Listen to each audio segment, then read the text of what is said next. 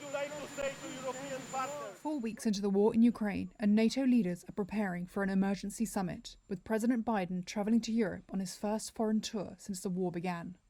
Leaders are expected to roll out additional sanctions against Russia as massive destruction and civilian deaths mount under continuous bombardment.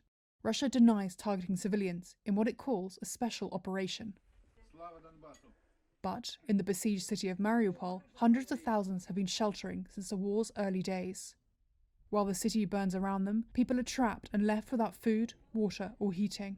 Bodies are being buried in the streets by residents themselves, such as Andrei.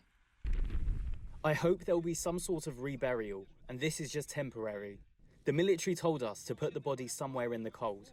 The only cold places now are basements, but there are people in the basements, so bringing the dead to people is just... so we bury them here.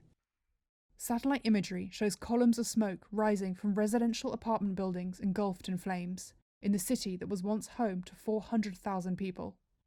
No journalists have been able to report from inside the Ukrainian-held parts of Mariupol for more than a week. Yet, invading Russian troops appear to have stalled, taken heavy losses, and have failed to capture a single major Ukrainian city or depose the government. On Wednesday, sources said a veteran senior aide of President Vladimir Putin resigned over the war and left the country with no intention to return. Anatoly Chubais is the first senior official to break with the Kremlin since the invasion. Ahead of this week's NATO summit, the EU's Ursula von der Leyen described Ukraine as the face of freedom. Honourable members, if freedom has a name, its name is Ukraine, and the Ukrainian flag is the flag of freedom today.